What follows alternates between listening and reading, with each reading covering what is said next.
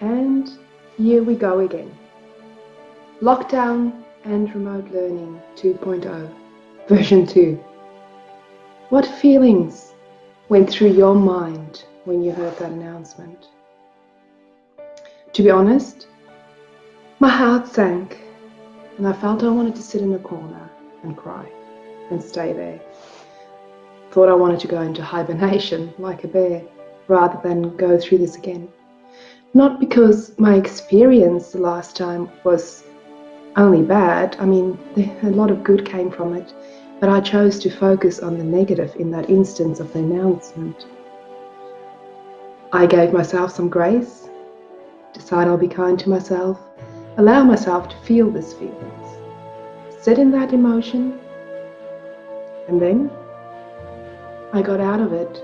And now I'm really trying to focus on taking it day by day, or even hour by hour, because things keep on changing, and really focus on the things I can be grateful for.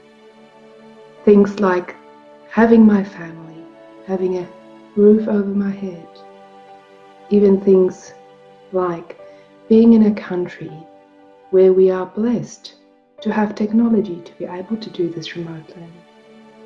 I'm also grateful for the first version of this, where I can take things from, see what I could do better and improve on that this time around. I'm also grateful for learning how to cope in this ever-changing environment, something that I really don't like.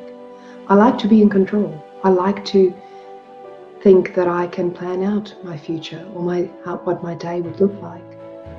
But 2020 has certainly taught me that I am not in control. It doesn't matter how much I plan.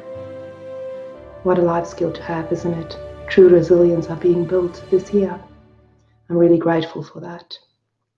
Now, hopefully we can all sort out the bugs that presented in this version of lockdown and remote learning in our professional and in our personal life. But the thing with improvement is you really need to be raw and honest about your shortcomings.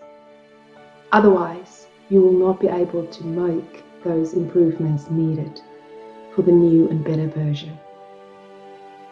One bug that seems to keep on creeping in is the uncertainty and ever-changing environment, which are very difficult to navigate, especially for those of us that like to be in control.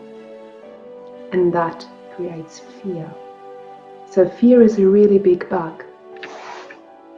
Fear has two meanings. Forget everything and run, or face everything and rise. The choice is yours. If you choose the first one, your brain will go into fight or flight mode and anxiety will overpower you. And that will stop you from looking at things rationally. It will also stop you from enjoying this moment. It will also stop you from growing from this. One thing I know about this version of Remote Learning 2.0 is that mental health needs to be paramount in this version. Therefore, it is time to uninstall fear, selfishness, negative outlooks, blowing things out of proportion, and personal agendas. It is time to install, and a lot of this, kindness, empathy, mindfulness, and gratitude. So actually in one word, resilience. In us, in another, it's really important to extend the grace or kindness to yourself and to other people around you. Remember, if you must choose between being right or being kind, always choose being kind.